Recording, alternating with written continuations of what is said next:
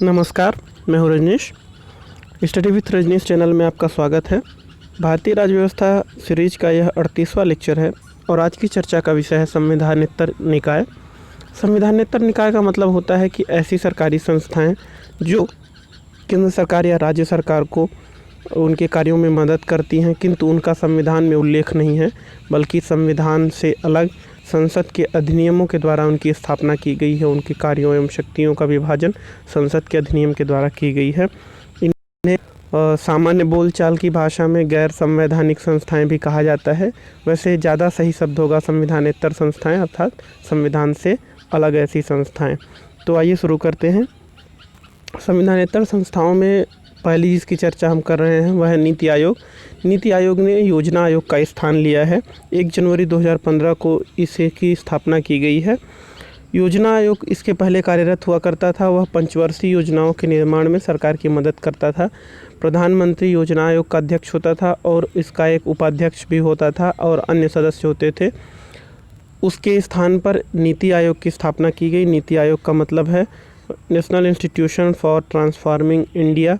यह इसका short form है NITI।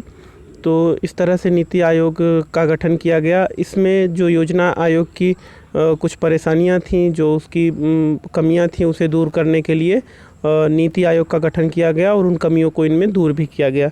तो नीति आयोग के सामान्य परिचय को जान लेते हैं, उसके बाद हम जानेंगे कि इसकी स्थापना क्यों की गई या किन कमियों को दूर करने के लिए की गई। इसमें नीति आयोग का जो अध्यक्ष होता है वह प्रधानमंत्री ही होता है, जैसा योजना आयोग में हुआ करता था। गवर्निंग काउंसिल में राज्यों के मुख्यमंत्री और केंद्र शासित प्रदेशों के राज्यपालों को शामिल किया जाता है। अब नीति आयोग के में यह एक नया प्रयोग था, जिसमें कि राज्यों के मुख्यमंत्रियों को और केंद्र शासित प्रदेशों के राज्यपालों को भी नीति आयोग के गवर्निंग काउंसिल में शामिल किया गया। इसके पहले जो योजना आयोग था उसमें इनके लिए स्थान नहीं था, बल्कि राष्ट्रीय विकास परिषद में यह शामिल होते थे और नीति आयोग ने राष्ट्रीय विकास परिषद की जगह नीति आयोग में ही मुख्यमंत्रियों को और राज्यों के उपराज्यपालों या प्रशासकों को जगह दी है। तो इस कारण से जो संघवाद की प्रकृति है उसे इससे बढ़ावा मिला है। संघवाद का मतलब कि राज्य सरकारें और केंद्र सरकारें दोनों आपस में मिलकर के योजना बनाएंगी, कार्य करेंगी। तो इसको नीति आयोग के गठन से बढ़ावा मिला है। अब इसके अलावा इसमें क्षेत्रीय परिषदें भी होती हैं। क्षेत्रीय परिषद जो होती हैं वो एक या अधिक राज्यों से संबंधित किसी मामले पर विचार करती हैं। क्षेत्रीय परिषदों का गठन किया जाता है, जिसमें कि इसकी बैठकों में नीति आयोग के अध्यक्ष अथवा उसके द्वारा नामित कोई व्यक्ति सभापति के रूप में इसकी बैठक लेता है और उसमें मुख्यमंत्री और केंद्र शासित प्रदेशों के उपराज्यपाल शामिल होते हैं। तो इस तरह से नीति आयोग की जो क्षेत्रीय परिषदें होती हैं वो क्षेत्रीय मामलों को, एक या अधिक राज्यों के मध्य जो मामले होते हैं योजना संबंधी या बहुउद्देशीय परियोजनाओं के संबंध में या विकास से संबंध में जो योजनाएँ होती हैं, कार्यक्रम होते हैं, उनमें क्षेत्रीय परिषदों में चर्चा की जाती है, निर्णय लिए जाते हैं। इसके अलावा संबंधित कार्य क्षेत्र की जानकारी रखने वाले विशेषज्ञ एवं अनुभवी कार्यरत लोगों को आमंत्रित सदस्य के रूप में भी प्रधानमंत्री नामित करता है। अब इसमें जो सदस्य होते हैं, सदस्यों के बारे में हम बाद में अब चर्चा करेंगे। अभी आमंत्रित सदस्य के बारे में जान लेते हैं। आमंत्रित सदस्य के वो लोग होते हैं जो कि योजना निर्माण में या कार्यकरण में उनके क्रियान्वयन में कोई अनुभव रखते हैं, विशेष ज्ञान रखते हैं। तो ऐसे लोगों को प्रधानमंत्री नामित कर सकता है आमंत्रित सदस्य के रूप में। नीति आयोग में प्रधानमंत्री द्वारा नियुक्त उपाध्यक्ष होता है। इसका पद कैबिनेट मंत्री के समान होता है। प्रोटोकॉल में कैबिनेट मंत्री के समकक्ष इसका पद होगा और यह नीति आयोग का उपाध्यक्ष होगा। अध्यक्षता प्रधानमंत्री स्वयं करता है। उपाध्यक्ष अन्य कार्यों को, उसके कार्यकारी कार्यों को निभाता है। इसके अलावा इसमें कौन कौन से लोग सदस्य होते हैं नीति आयोग में? पहला तो प्रधानमंत्री स्वयं अध्यक्ष है। दूसरा, उसमें एक उपाध्यक्ष होगा। तीसरा, 5 पूर्णकालिक सदस्य होंगे जिनका दर्जा राज्य मंत्रियों के बराबर होगा। 2 अंशकालिक सदस्य होंगे जो अग्रणी विश्वविद्यालय या शोध संस्थाओं से संबंधित होंगे। केंद्रीय मंत्रिपरिषद के अधिकतम 4 सदस्य होंगे जो प्रधानमंत्री द्वारा नामित किए जाएंगे। जो केंद्रीय मंत्रिमंडल होगा, कैबिनेट मंत्री, उनमें से 4 मंत्रियों को रखा जाएगा जो प्रधानमंत्री द्वारा नामित किए जाएंगे। अधिकतम इनकी संख्या इससे कम भी हो सकती है, पर ज़्यादा नहीं हो सकती। इसके अलावा भारत सरकार के सचिव स्तर का एक अधिकारी होगा जिसका एक निश्चित कार्यकाल होगा। तो चूँकि सचिव स्तर का अधिकारी है तो यह मुख्य कार्यकारी अधिकारी का काम करेगा। तो इस तरह से हम देखते हैं कि जो गवर्निंग बॉडी है उसमें प्रधानमंत्री और उसके साथ साथ मुख्यमंत्री और राज्यों के राज्यपाल हैं। सामान्यतया नीति आयोग में किन लोगों को शामिल किया गया है? प्रधानमंत्री यानी अध्यक्ष, उपाध्यक्ष, उसके बाद से 5 पूर्णकालिक सदस्य, 2 अंशकालिक सदस्य और केंद्रीय मंत्रिमंडल के अधिकतम 4 सदस्य जिन्हें प्रधानमंत्री नामित करेगा, और इसके अलावा एक मुख्य कार्यकारी अधिकारी जो कि सचिव स्तर का होगा। अब नीति आयोग का क्या कारण है, किस उद्देश्य के लिए नीति आयोग की स्थापना की गई है, तो इसके बारे में जान लेते हैं कि नीति आयोग के स्थापना करने का मुख्य उद्देश्य है सहकारी संघवाद को बढ़ावा देना। अभी तक जो भी प्लानिंग की जाती थी, पंचवर्षीय योजनाएं, वह प्लानिंग कमीशन के द्वारा की जाती थी। उसमें केंद्र की ही भागीदारी होती थी और केंद्र सरकार अपने हिसाब से निर्णय लेती थी। राष्ट्रीय विकास परिषद में उन निर्णयों पर चर्चा होती थी, मुख्यमंत्रियों को भी शामिल किया जाता था, किंतु योजना आयोग में उनकी भागीदारी, उनसे किसी तरह का विचार विमर्श नहीं किया जाता था। तो इस चीज़ को दूर करने के लिए, इस परेशानी को दूर करने के लिए और राज्यों को भी देश के विकास में महत्वपूर्ण तत्व मानते हुए उनके साथ मिल करके विकास योजनाएं बनाने का काम नीति आयोग के द्वारा किया जाता है। दूसरा इसका उद्देश्य है कि राष्ट्रीय हितों के संदर्भ में राज्यों की सक्रिय सहभागिता और राष्ट्रीय विकास प्राथमिकताओं, नीतियों आदि के प्रति साझा दृष्टिकोण विकसित करना। अर्थात जो भी राष्ट्रीय कार्यक्रम बनाए जाएंगे, योजनाएं बनाई जाएंगी, उनमें प्रांतों के, राज्यों के समान सहभागिता होगी और समान रूप से दोनों मिल करके कार्य करेंगे। उसके अलावा राष्ट्रीय विकास के लिए प्रधानमंत्री और मुख्यमंत्रियों के समक्ष राष्ट्रीय एजेंडा प्रस्तुत करना। अब अभी तक जो योजना आयोग के द्वारा किया जाता था वह केवल राष्ट्रीय कार्यक्रम होता था। अब मुख्यमंत्रियों को शामिल कर लेने से प्रांतीय सहभागिता उसमें बढ़ जाएगी। उस एजेंडे को मुख्यमंत्रियों के समक्ष भी प्रस्तुत किया जाएगा। ग्राम स्तर की विश्वसनीय नीति निर्माण हेतु प्रभावी तंत्र को विकसित करना, यह भी नीति आयोग का प्रमुख उद्देश्य है। आर्थिक रूप से पिछड़े वर्गों के लिए विशेष ध्यान रखना। नीति आयोग के माध्यम से आर्थिक रूप से पिछड़े वर्ग, इसमें अन्य पिछड़ा वर्ग की बात केवल नहीं है, इनमें आर्थिक रूप से पिछड़े सभी लोगों के लिए है, चाहे वो किसी समुदाय विशेष के हों या अन्य किसी समुदाय से हों।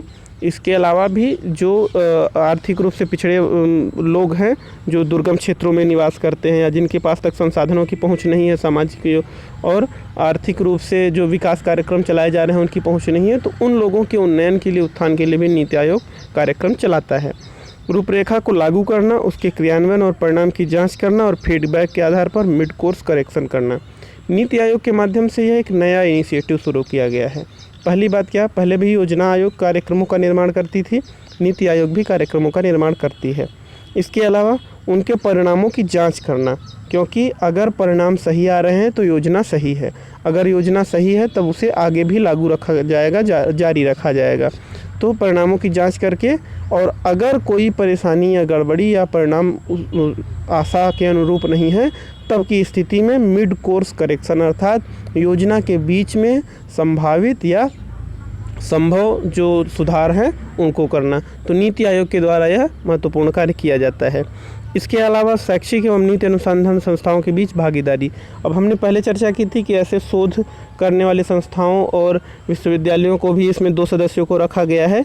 तो नीति निर्माण में प्रमुख शैक्षिक संस्थाओं को और प्रमुख लोगों को जो भी इस तरह के अनुसंधान में लगे हुए हैं उनकी भी भागीदारी को नीति आयोग सुनिश्चित करता है। और प्रौद्योगिकी उन्नति, यानी जिस तरह से तकनीकी और प्रौद्योगिकी में उन्नति करने से भी राष्ट्रीय विकास को बढ़ावा मिलता है, और उसके कार्यक्रमों के कार्यान्वयन की क्षमता के निर्माण पर फोकस करना, अर्थात जो भी कार्यक्रम हम बना रहे हैं उनको कार्यान्वित कर सके। जैसे मान लीजिए 2030 तक हमें गरीबी दूर करनी है, तो ऐसी स्थिति में हमें उस कार्य को पूरा करने वाली क्षमता का भी निर्माण करना है, वो हमें स्ट्रेंथ बिल्डिंग करना है। तो यह भी नीति आयोग का प्रमुख कार्य है। अब एक शब्द में कहें तो नीति आयोग योजनाएं बनाती हैं, योजना आयोग की तरह, बाकी उसमें अलग अलग आयाम हो सकते हैं। तो इस तरह से यह एक संवैधानिक निकाय है और सरकार के लिए योजना बनाने का काम करती है। इसके अलावा दूसरी जो संस्था का हमने चयन किया है वह राष्ट्रीय विकास परिषद। राष्ट्रीय विकास परिषद की 6 अगस्त 1952 को स्थापना की गई थी। यह भी संवैधानेतर संस्था ही है। इसका अध्यक्ष भारत का प्रधानमंत्री होता है और राज्यों के मुख्यमंत्री तथा संघ शासित प्रदेशों के प्रशासक इसके सदस्य होते हैं।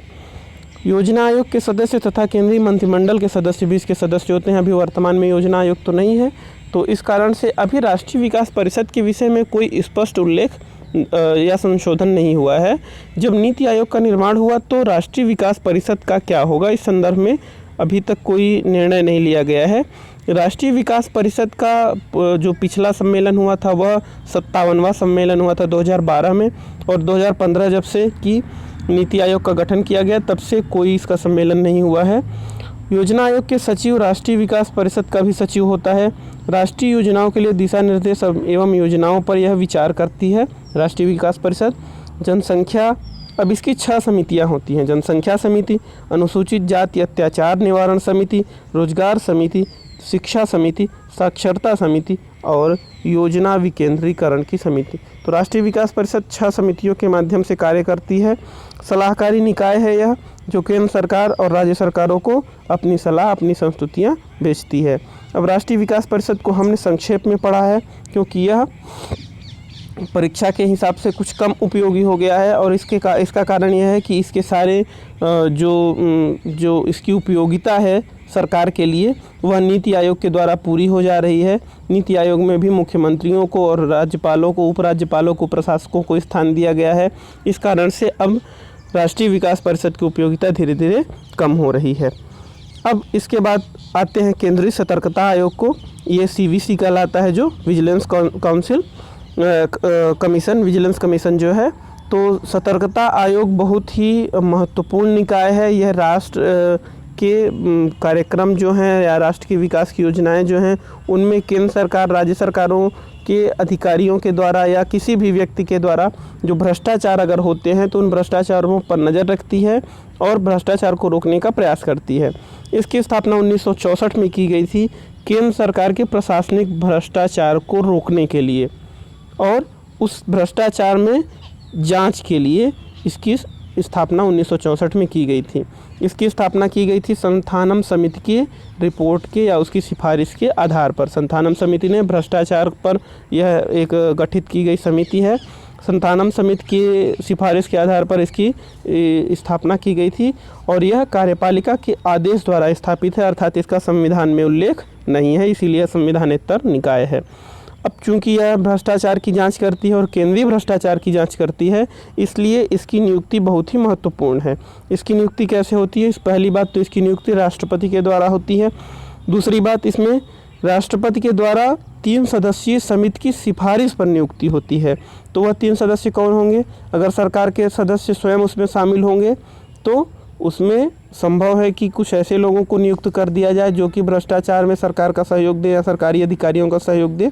तो इसीलिए इसे कॉम्प्लेक्स बनाया गया है। इस 3 सदस्यीय समिति में प्रधानमंत्री पहले तो होता है जो कि सरकार का प्रमुख है, दूसरा केंद्रीय गृह मंत्री होता है, और तीसरा लोकसभा में विपक्ष का नेता होता है। तो लोकसभा में विपक्ष के नेता को शामिल करने से सरकार की और इस CVC की स्वतंत्रता और इसकी उपादेयता, इसकी शुचिता ज़्यादा महत्वपूर्ण हो जाती है और इसके कार्यों को सरकार प्रभावित नहीं कर सकती है। तो इस तरह से 3 सदस्यों की समिति होती है जो कि सिफारिश करती है और राष्ट्रपति फिर उसकी नियुक्ति करता है। अब केंद्रीय सतर्कता आयोग जो है उसके कार्यकाल के बारे में है कि यह 4 वर्ष तक या 65 वर्ष की आयु तक इसमें जो भी इसका कार्यकाल रहेगा, जो भी पहले हो, चाहे 4 वर्ष की अथवा 65 वर्ष की आयु जो भी पहले हो वह उसका कार्यकाल है। कार्यकाल के पहले भी इसको हटाया जा सकता है, वह कदाचार या क्षमता की स्थिति में। कदाचार का मतलब संविधान का उल्लंघन, अपने दिए हुए कर्तव्यों का दुरुपयोग, शक्तियों का दुरुपयोग, कर्तव्यों का पालन न करना, यह कदाचार कहलाता है। अक्षमता का मतलब होता है कि किसी कारण से बीमारी या अस्वस्थता, किसी अन्य कारणों से अक्षम होने अर्थात कार्य न करने की स्थिति में भी उसे हटाया जा सकता है, लेकिन इसका निर्धारण उच्च न्यायालय के द्वारा जांच करवा के किया जाएगा और फिर उसे राष्ट्रपति द्वारा हटाया जाएगा, क्योंकि यह बहुत ही महत्वपूर्ण संस्था है और इस पर कार्यपालिका का, केंद्रीय सरकार का दबाव न बने, इसलिए यह व्यवस्था की गई है कि इसे राष्ट्रपति के द्वारा तभी हटाया जाएगा जब उच्चतम न्यायालय इस संबंध में जांच करके और हटाने का प्रस्ताव या हटाने की सिफारिश सरकार को भेजेगी। यह एक न्यायिक प्रकृति की संस्था है और यह अपनी रिपोर्ट राष्ट्रपति को सौंपती है और राष्ट्रपति इसकी रिपोर्ट को संसद के समक्ष प्रस्तुत करता है। क्योंकि यह जांच की संस्था है, इसको जांच की शक्तियां प्रदान की गई हैं। यह सुनवाई कर सकती है सीवीसी। इसके अलावा सुनवाई के साथ साथ यह दंड की भी सिफारिश कर सकती है और बयान ले सकती है, साक्ष्यों को प्रस्तुत करने को कह सकती है। तो इस तरह से यह इसकी जो न्यायिक शक्तियाँ हैं वो बहुत ही महत्वपूर्ण है। और सीवीसी जो है वह न्यायिक प्रकृति की संस्था है, अपनी रिपोर्ट राष्ट्रपति को सौंपती है और राष्ट्रपति उस रिपोर्ट को संसद के समक्ष प्रस्तुत करता है। इसके बाद आता है मानवाधिकार आयोग।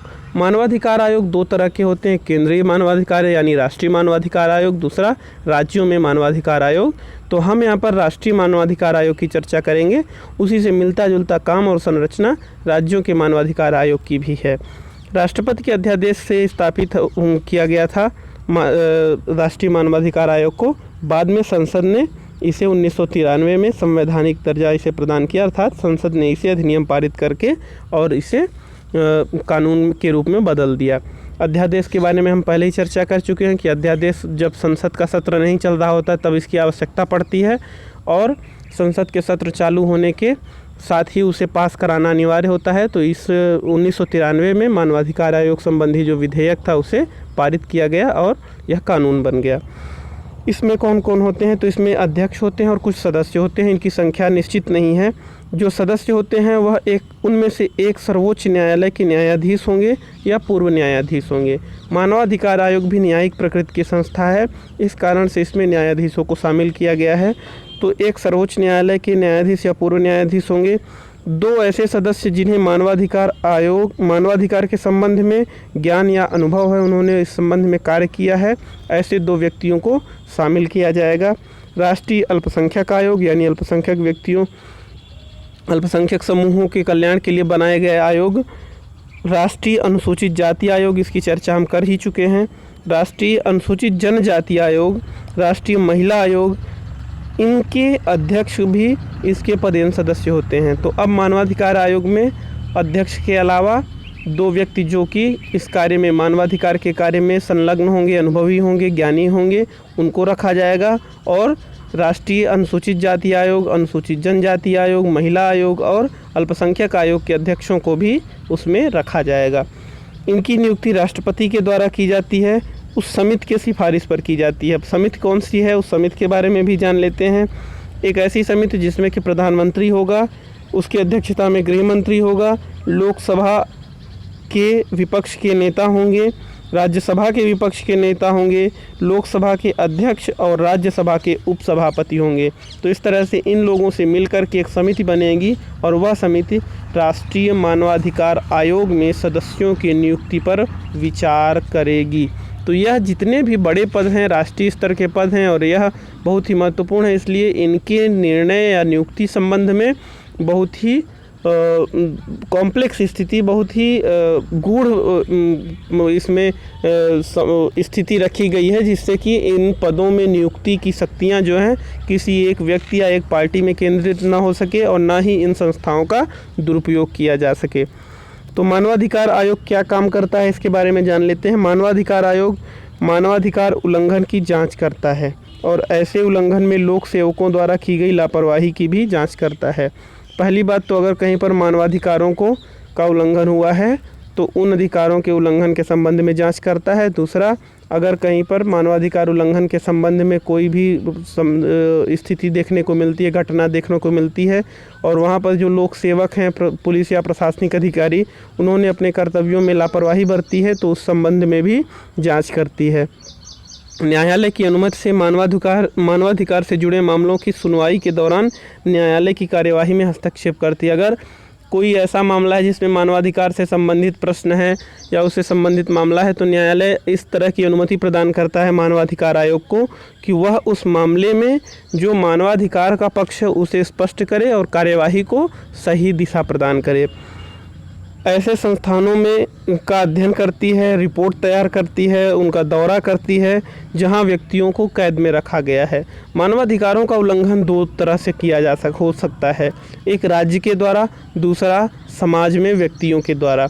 तो अगर राज्य की जो मानवाधिकार से जो संवेदनशील संस्थाएं हैं, जैसे जेल है, सुधार गृह है, या पागल खाने, या मानसिक चिकित्सालय का जो केंद्र है, या इस तरह की जो क्षेत्र संस्थाएं हैं, इनमें जो मानवाधिकार है उनका उल्लंघन तो नहीं हो रहा है, इसके लिए वह जांच कर सकती है, रिपोर्ट तैयार कर सकती है, वहाँ का दौरा कर सकती है। तो इस तरह के कार्य भी मानवाधिकार आयोग करता है। मानवाधिकारों को लागू करने वाले किसी कानून की समीक्षा करती है और सुधार की सिफारिशें देती है। अगर कोई ऐसा कानून जिसमें कि मानवाधिकार का उल्लंघन हुआ है तो उसे बदलने की बात करेगा यह मानवाधिकार आयोग। और साथ ही मानवाधिकार आयोग जो भी कानूनों को, मानवाधिकार की रक्षा के लिए कानून पास किए गए हैं, उनके उचित कार्यान्वयन की विधियों के बारे में भी सिफारिश करेगा। मानवाधिकारों को क्षति पहुंचाने वाले आतंकवाद सहित अन्य कारकों की समीक्षा करती है और उनके उचित उपाय, जो भी बल प्रयोग के द्वारा मानवाधिकारों का उल्लंघन करते हैं, जैसे आतंकवादी संस्थाएं हैं या इसके अलावा आतंकवादी संगठन है या राज्य की पुलिस संस्था है या सेना के द्वारा, तो इनके बारे में वह उपाय सुझाती है और उनका अध्ययन करती है, उन पर समीक्षा करती है। संधियों एवं अंतर्राष्ट्रीय तंत्रों के अध्ययन तथा सुधार के लिए सिफारिश। कभी कभी मानवाधिकार आयोग कुछ जो दो देशों के मध्य संधियां होती हैं उन पर भी अपना अध्ययन करती है, उनकी भी समीक्षा करती है, जैसे सैनिकों के आदान प्रदान के संबंध में या युद्धबंदियों के स्थितियों के संबंध में। तो यह महत्वपूर्ण कार्य भी मानवाधिकार आयोग के द्वारा किया जाता है। मानवाधिकार आयोग इस मानवाधिकार के क्षेत्र में शोध को भी बढ़ावा देती है, जिससे नई नई तकनीकें या नई नई तरह के विचार उसमें शामिल किए जा सकें। तो मानवाधिकार आयोग जिस तरह से केंद्रीय मानवाधिकार आयोग है, वैसे प्रत्येक राज्य में राज्य मानवाधिकार की भी आयोग की भी नियुक्ति की जाती है और वह राज्यों के क्षेत्र के अंतर्गत मानव अधिकारों के उल्लंघन से संबंधित मामलों की देखरेख करता है। इसके बाद केंद्रीय सूचना आयोग है। सूचना आयोग अभी तक जो संविधानेतर संस्थाएं हमने पढ़ी है उनमें सबसे नया है। इसकी स्थापना वैसे नीति आयोग तो 2015 में स्थापित है, किंतु इसके पहले इसका कार्य योजना आयोग के द्वारा किया जाता था। सूचना आयोग सूचना के अधिकार के साथ यह उत्पन्न हुआ। 2005 में सूचना के अधिकार का कानून आया और उसी के लिए सूचना आयोग, केंद्रीय सूचना आयोग की स्थापना की गई। मुख्य सूचना आयुक्त के अलावा 10 से अधिक सूचना आयुक्त होते हैं जो पूरे देश भर में कार्य करते हैं। उनकी नियुक्ति राष्ट्रपति के द्वारा एक नियुक्ति समिति की सिफारिश से की जाती है। यहाँ पर भी एक नियुक्ति समिति है। जो भी संविधानेतर संस्थाएं हैं उन सब के लिए विशेष प्रबंध किया गया है, जिससे इन संस्थाओं पर किसी पार्टी या किसी व्यक्ति का अधिकार ना हो सके, बल्कि यह जनता का या संविधान का या पूरे देश का प्रतिनिधित्व कर सकें। सूचना आयुक्त की नियुक्ति से संबंधित जो समिति है उसकी प्रधानमंत्री उसमें समिति में होगा, वह अध्यक्षता करेगा। लोकसभा के विपक्ष का नेता होगा और संघीय मंत्रिमंडल के 2 सदस्य होंगे। तो इस तरह से यह 4 लोगों की समिति होगी, प्रधानमंत्री, विपक्ष का नेता और 2 कैबिनेट मंत्री। यह 4 लोग मिलकर के मुख्य सूचना आयुक्त की नियुक्ति करेंगे। इसके अलावा सूचना आयुक्त का कार्यकाल 5 वर्ष का होगा और 65 वर्ष की अधिकतम आयु तक वह अपने पद पर रह सकता है। 5 वर्ष या 65 वर्ष जो भी पहले हो वह उसका कार्यकाल होगा। केंद्रीय सूचना आयोग का काम क्या है? केंद्रीय सूचना आयोग सबसे बड़ा काम है इसका कि पूरे भारत में जो भी कुछ विशेष अपवादों को छोड़कर सरकारी कार्यों से संबंधित सूचना लोगों के द्वारा मांगी जाती है, सरकार उस सूचना को प्रदान करने के लिए बाध्य है। यह सूचना के अधिकार के अंतर्गत दिया गया है। अब अगर कहीं भी राज्य सरकार के द्वारा या केंद्र के सूचना आयुक्तों के द्वारा इस कार्य का पालन नहीं होता तो केंद्रीय सूचना आयोग सबसे बड़ी संस्था है जो कि उसमें इस सूचना के अपील को देखती है। अर्थात अगर किसी संस्था के द्वारा सूचना प्रदान करने की वजह न होते हुए भी, वाजिब वजह न होते हुए भी अगर सूचना प्रदान करने से मना किया गया है तो केंद्रीय सूचना आयुक्त जो होता है वह उसकी सुनवाई करता है और उस संबंध में दंड का प्रावधान करता है या अनुशासनात्मक कार्यवाही का प्रावधान करता है और साथ में निर्देशित करता है कि वह सूचना शीघ्रातिशीघ्र प्रदान की जाए। तो यह केंद्रीय सूचना आयोग का सबसे बड़ा कार्य है और एकमात्र यह महत्वपूर्ण कार्य है इसका। इसके अलावा राज्यों में भी सूचना आयोग होते हैं। राज्यों के सूचना आयोग जो होते हैं वह राज्य के अंतर्गत यही कार्य करते हैं। प्रत्येक सरकारी विभाग में एक सूचना अधिकारी होता है। साधारणतया जो सरकारी विभाग का सबसे प्रमुख अधिकारी प्रशासकीय अधिकारी होता है वह मुख्य सूचना अधिकारी होता है। उसके निर्देशन में किसी भी सरकारी योजना के संबंध में या सरकारी कार्य के संबंध में जो असंवेदनशील सूचनाएं होती हैं, मतलब जिनका कोई दुरुपयोग नहीं किया जा सकता, उन सामान्य सूचनाओं को व्यक्तियों के द्वारा मांग किए जाने पर वो प्रदान की जाती हैं। और अगर वह सूचना प्रदान करने से मना करता है तो उसकी अपील भी की जा सकती है राज्यों के स्तर पर राज्य सूचना आयोग में, और केंद्रीय स्तर पर केंद्र सूचना आयोग में अपील की जा सकती है। तो यह सूचना आयोग का महत्वपूर्ण कार्य है। अब इस तरह से हमने देखा कि कुछ महत्वपूर्ण संस्थाएं, यह अभी तो आपने इनकी चयन की प्रक्रिया, इनके कार्य की प्रकृति के आधार पर आपने समझा होगा कि यह कितनी महत्वपूर्ण संस्थाएं हैं, और यह संविधान में न होने के बाद भी महत्वपूर्ण कार्यों को करती हैं, भूमिकाओं का निर्वहन करती हैं। इससे संबंधित प्रश्न परीक्षाओं में पूछे जाते हैं। यह बहुविकल्पीय प्रश्नों के रूप में भी और लिखने वाले उत्तरों के रूप में भी पूछे जाते हैं।